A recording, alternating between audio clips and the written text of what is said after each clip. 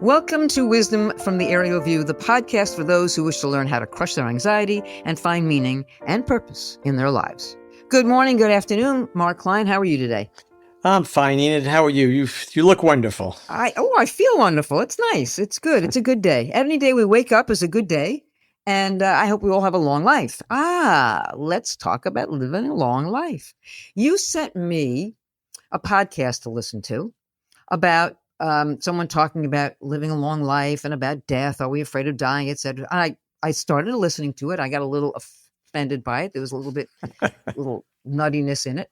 But I got to thinking about living a long life. And the longer I go on in this life, I keep thinking about how long is this life going to last?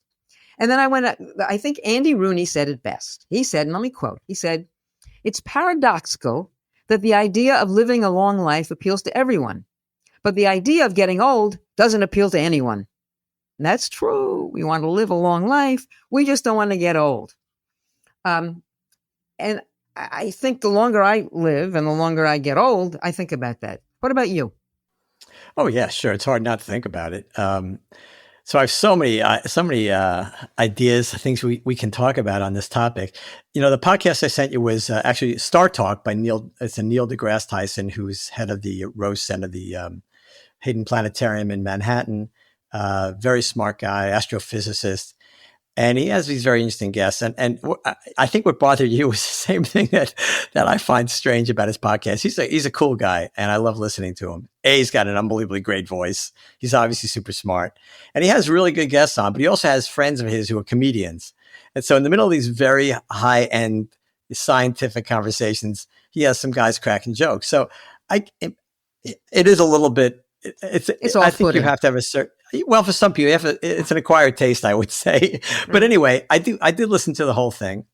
And his guest was a scientist from Stanford, I think it was Stanford, who's done a lot of work on longevity and very, very interesting guy.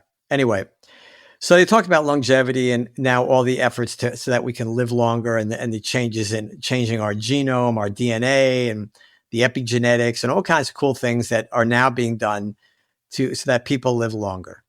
And then towards the end, one of the guys said, I think it actually was a comedian, believe it or not, who said, I don't know, you get as you get older, you don't feel so great and things are harder. I'm not sure if I really want to live that long. Okay. And you, of course, have said many times, and you deal with the elderly in terms of mostly hunger. And you are what a person I would consider an expert when it comes to the elderly in so many ways, because you've dedicated your career to that.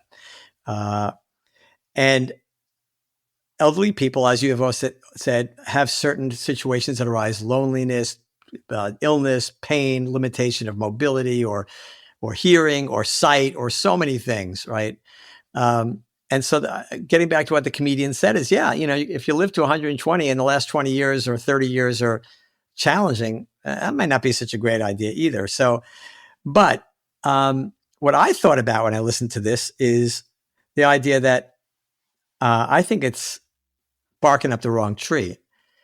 Longevity, as you and I have discussed, in my view, is not the goal of life. And as Elizabeth Kubler-Ross, the famous psychiatrist in the 20th century who did the seminal work on death and dying, in fact, her book on death and dying is quoted, even if people don't realize it, they're quoting it all the time, the 5 stages of death, anger, denial, anger, grief, acceptance. I don't remember all. I never get them in the right order, but you get the idea. But that's who she was. And she would say to you, you can have a meaningful life if you live only a single day.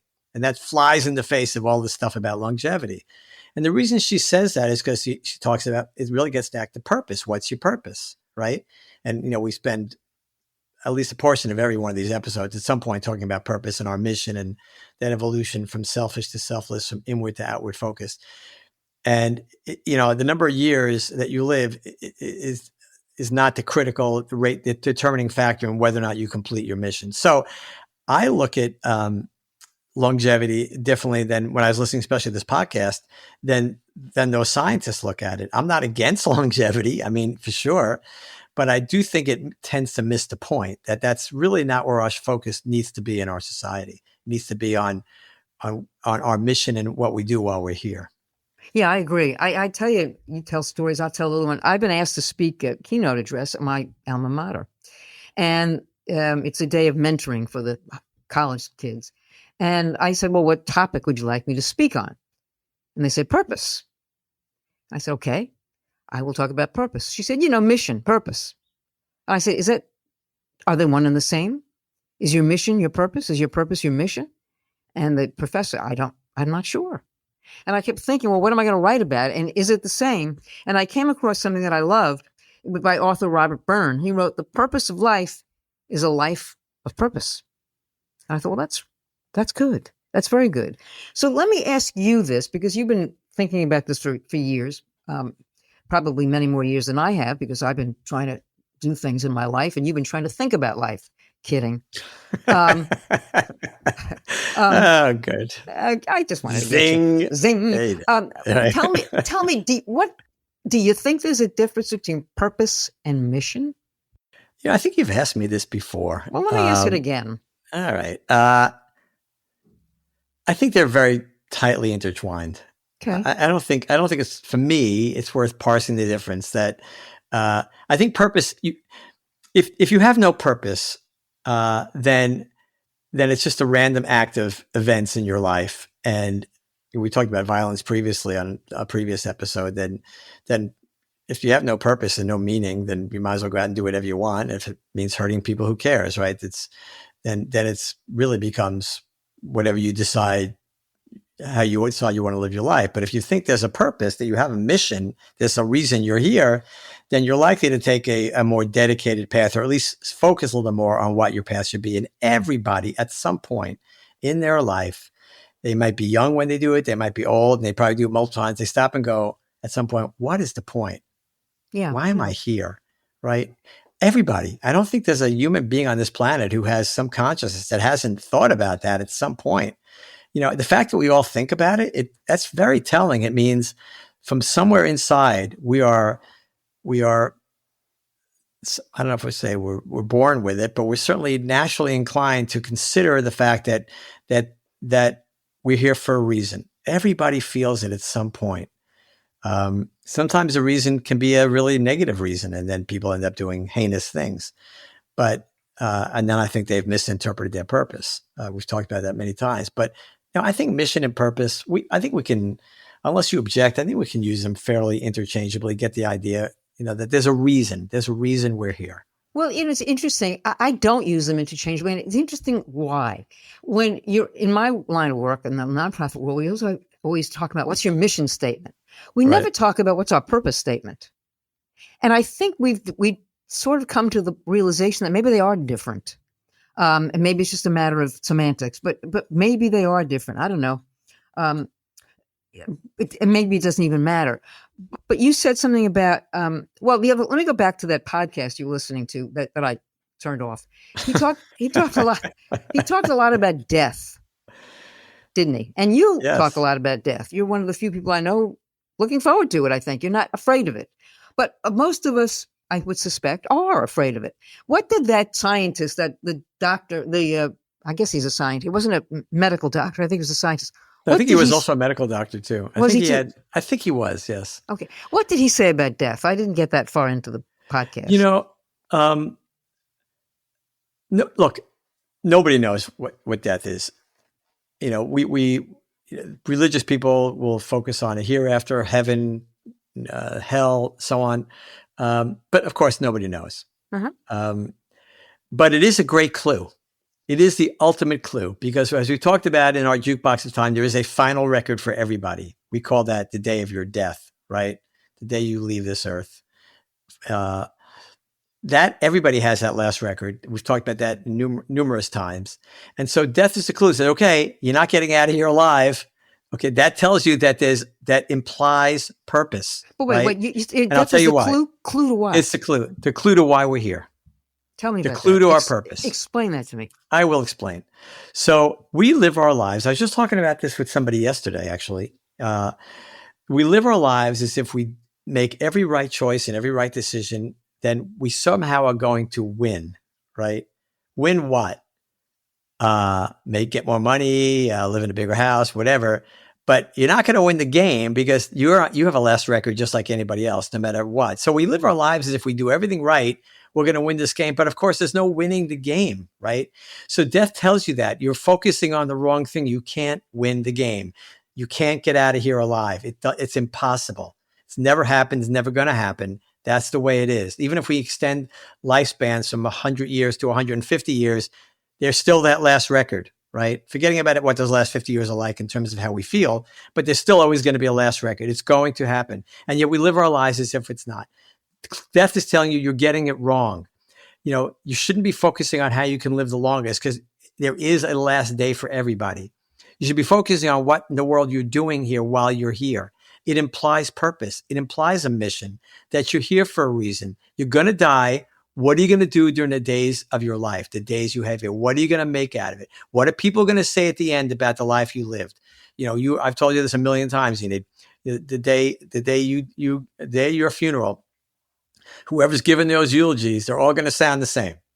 This is a woman who dedicated her life to the welfare of others. That's going to be the theme. Can I mark you down as one of my I'd be happy to, although, actually, why don't we make a deal, right? Okay, yeah. All right, I go first, you do my eulogy and vice versa. Done. All right? In fact, I've already written yours, so it's okay. We're ready.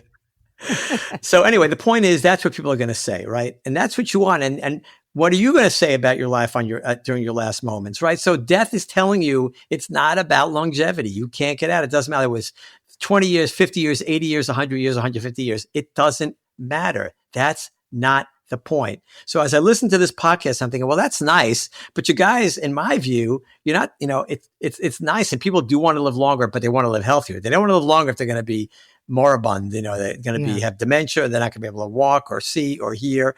If they're not going to be able to do anything, I don't think adding another 20 lives is a lot of people are going to sign up for that.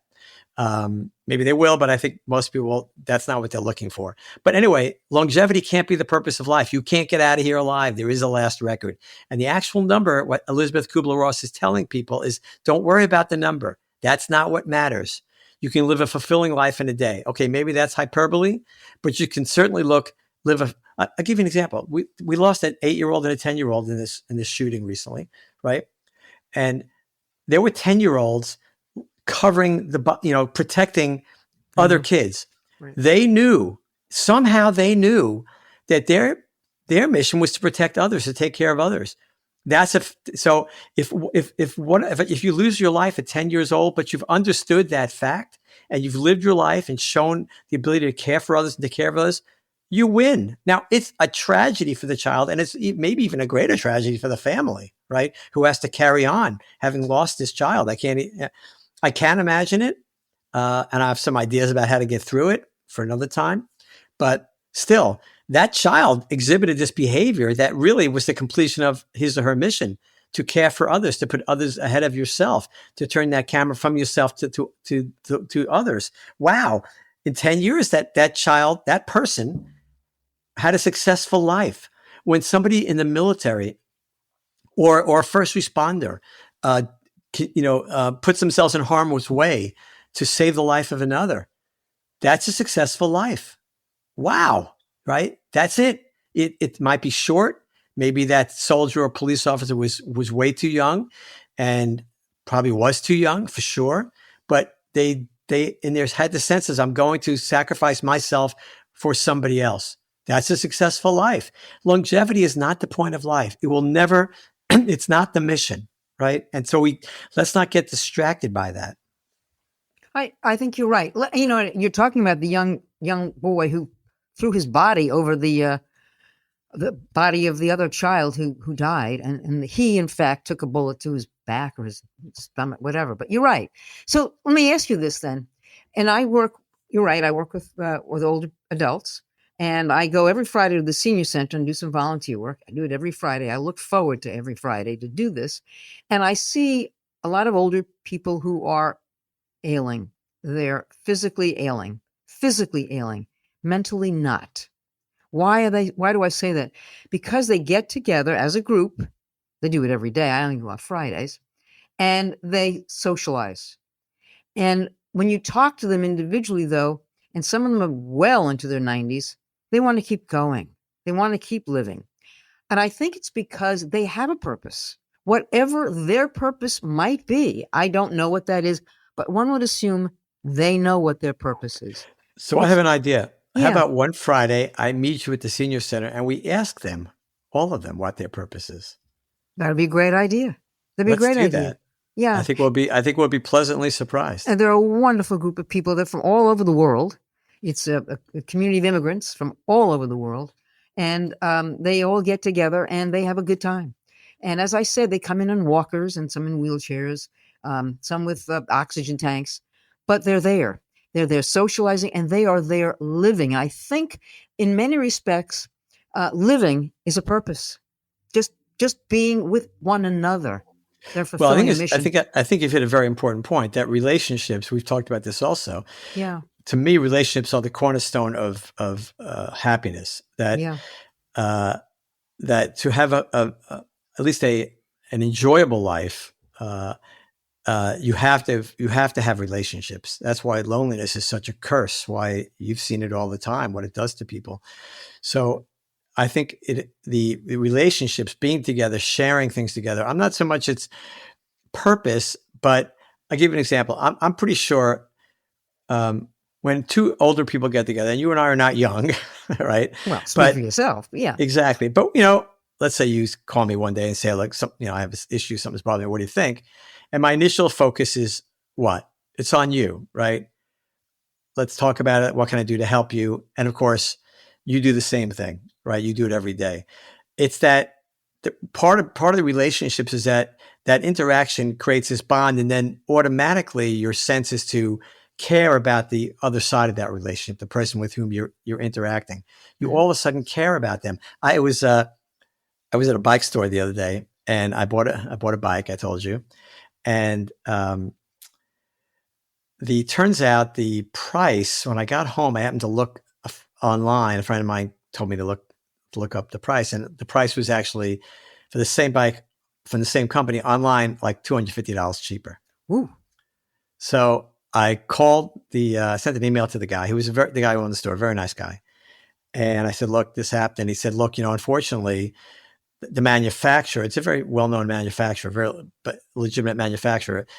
We buy the bikes from them. When they lower the price, they don't then rebate us if the price is lowered. He said, it's not right. We've talked to them about it, puts us in a bad situation. He goes, and I said to him, okay, I'm fine. Leave it the way it is because I care more about you in this situation than I do about me. I can afford it. It's okay.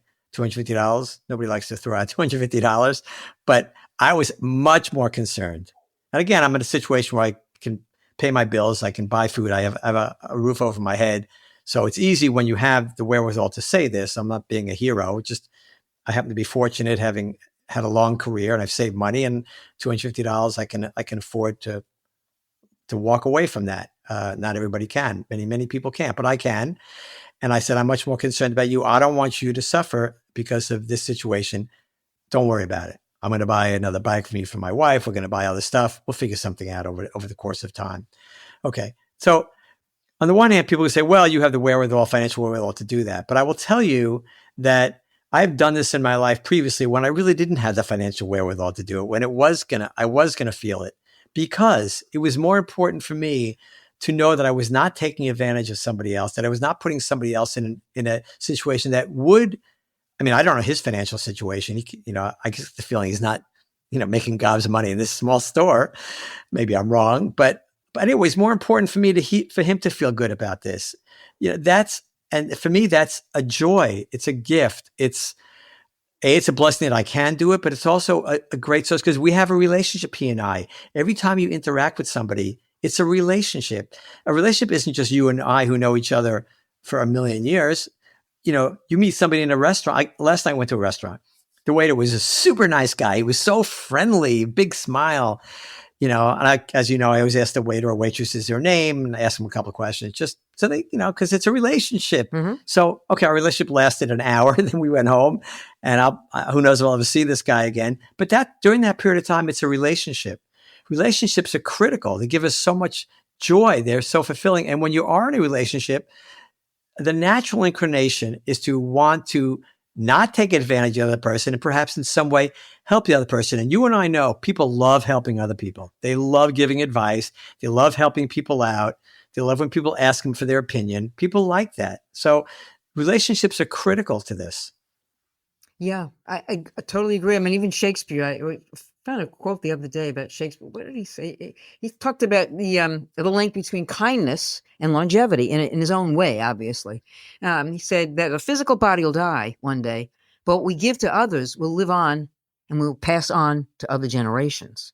And that's exactly what it's about. It's about the kindness factor. That's one of the things we haven't really talked about, the kindness factor. But I do think that when we are kind, um, everybody benefits. Everybody. It helps us inwardly and outwardly, and that gets to your inward focus versus outward.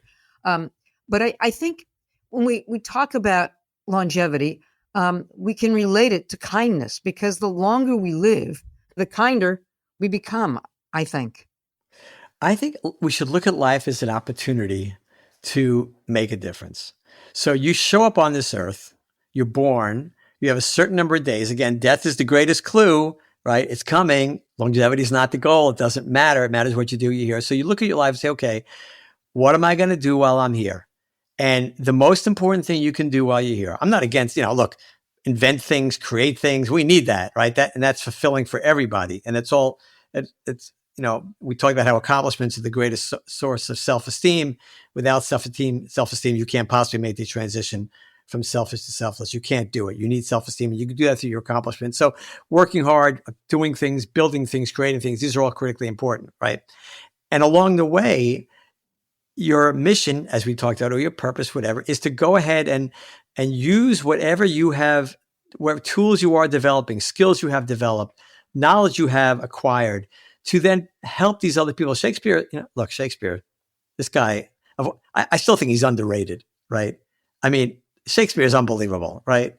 It's hard to read, but there's a gem in every single one of his plays, multiple gems. They're all over the place. But anyway, to this idea of making something in our life is intricately involved with relationships, with giving to others. That's why relationships are the mechanism by which we fulfill our mission. Whether it's going to the senior center and helping those people, or helping a person who is hungry or lonely or whatever. Any way you can help somebody, you've created a relationship. It's through that relationship, through that connection, that you are fulfilling your mission. That you are making that evolution that we need to do in our lives. That's what relationships are for. That's the way we express our purpose. When you were deciding on your own career, way back when, and you thought, well, I think I'll go to med school. I think I'll be a doctor. What was the reasoning behind it? Was it mission driven? What was it that you said to yourself, this is what I need to do. This is what I want to do, but it's also what I need to do. When would the light bulb go off when you realized I got to do this? I was pretty young, but I can tell you the sense of being able to help people, that was always the driving force. I like science. I always liked science. And I found it fascinating, and I still find it fascinating, and certainly in medicine, but in all areas. But that sense of being able to make a difference, to help people. I remember my mother was, I think she was with some of her friends. I don't remember. I have this image in my head. Oh, I know it was. Yeah. And she said to me one day, why do you want to be a doctor? And I said, you see all your friends that are sitting over there? They were, I guess, out of earshot. I said, I want to take care of people like that and have them say that I made a positive difference in their life. I actually said that. So I don't know where that came from. I have no idea. But yes, and I would say I've always had this need, and I call it a need. It's in a sense that it's an obligation to do what I can to help as many people as I can. That's just like you. I mean, it's so funny. You and I joke around, especially you joke around about, we see politics differently or other things differently, but there's not a millimeter of difference between what we both envision our purpose and mission in this life. We see it the same way, right? Exactly. This is why we're here. This is our responsibility. This is where the joy comes from. which is the greatest part about it. People think, oh, I have to help somebody. Are you kidding? You want to feel good? That's the magic trick, Oh right? yeah, yeah, oh Right? yeah, yeah. When things are tough, Yeah, go help somebody else. Right. that's Right. right. Yeah, I was thinking the other day too that I was looking at some statistics about where the fields that doctors are going into, and one of the least desirable, I guess, fields is geriatrics. I guess we're it's a whole generation of folks who somebody needs to care about, and yet physicians don't seem to want to go into geriatrics. Why do you think It's that funny. is? Oh, Yeah. I can tell you why. Why? Because when you're young and Yeah. making a decision about your career, old people are a mile away. They're a light year away, right? And you go, oh well, they're old, they're going to die, and yeah, I don't want to spend my time with that. Let me try and focus on some cooler stuff, whether it be Yeah. surgery. And you're not doing surgeries on 90-year-olds, so the natural inclination is to focus on the cool stuff, the fun stuff, and you don't think about that. Now, where I am right now, wow, geriatrics would be a super cool specialty. Why? Because you're talking to people, generally speaking, that are very grateful for that they've already gotten to the point they've gotten at. They know a whole lot of stuff. The conversations will be fascinating. They're a source of all kinds of wisdom and these gems. So now, that now I look at it now and I go, wow, this is, why didn't I think of that? But that's why it's just not, we don't see it. When Yeah. you're young and you're a young physician, it's not exciting. It's not stimulating. You don't appreciate what the value is at that point. That's why Yeah. We don't appreciate the value of older Americans, of older we people, of don't. older adults. We don't. We I don't. wonder how we change the mindset. How do we do that? I mean, obviously, as we get older, and I'm proud of getting older. I mean, I think it's great that I've I think done we it. need more not more elderly comedians. I think that would help. Well, used to. Those used to be the comedians. Now it's the young ones. And Yeah, that's because true. if young people saw these people, hey, these people are really funny, they might get into it. I'm just Well, kidding, but I don't know. no, It's a good actually, question because I yeah, I think appreciate it way differently now than I did when I was making my decision. When I because was you're trying to older decide now. what I want. Yeah. Yeah, Yeah. of course, right. I Yeah. realized, oh my God, these older people they know so many cool things, right? It's so great, I wish we could and change that. Yeah. Yeah. Particularly well, because we need them, you know. we need them. But what's so interesting about that? It's that this is probably not. Well, actually, it looks like we're running out of time. My God, how did that happen? Yeah. All right, before we get back to the geriatric part, let me Yeah. just wrap up something about longevity because Yeah. I've talked about it before and it's really helpful, right? So as people get older and we hear it, they lament the fact that every morning they wake up and something hurts, or they have aches and pains, or worse, they have some kind of chronic illness, whatever it is, right? And so, like you said, we want to that quote. We want to live a long time, but we don't want to get older, right? But that's if we look at it from a very specific perspective, which is as a young person now getting older, that we could do all these things before and we can't do them now. But if we look at it from the aerial view and the idea of our life as a book, and we realize we're just on a different page of the book, and each page is important and equal, each moment in our lives is equivalent in terms of its value, then we can embrace these moments of our later years when maybe we don't feel so good and maybe we can't do the things we want to do. We probably can't, right? We probably can't do everything we want to do. We probably don't feel great every day. And some people don't feel great any day, right? Yeah. But the other way to look at it is from the aerial is to embrace those moments. They're all part of our story. So they're not fun, but they're interesting. I have a friend who's about to have surgery in the next couple of days. And I've talked to her about this. Said, this is part of your story. She doesn't have to laugh before she gets the surgery like I did, but understand this is part of your story, right? So embrace this part of your story. It's not, quote, as much fun, but it is interesting. And at the end of the day, at the end of our lives, when our book is completed, there is no one page is going to jump out as more important.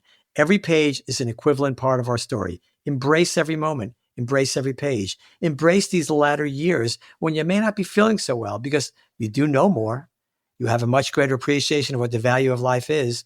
So on the one hand, yeah, you physically are not doing as great, but you know a whole lot more than you did before, and you have a much different appreciation of life. So try as best you can. And it's hard. It's not easy. I try every day to do this, and I fail sometimes. But I remind myself, no. All moments are equivalent. Embrace these moments, even the ones that aren't so much fun. They're all part of our story. And I think when we do that, it makes it much easier to advance in age. And, our last record will come. That's for sure. Embrace the ones you have in front of you. Very good. And I'll leave it, and then let's leave this wonderful discussion with a quote from Mark Twain. He said, "The two most important days in life are the day you were born and the day you discovered the reason why." Amen. Yeah. So with that, I will say have a wonderful rest of your day. We look forward to next time, and you get the final word. Final word is thanks as always, Enid. It's always a blast, and I wish all our listeners a very fulfilling and meaningful day. Absolutely. Peace. Bye-bye.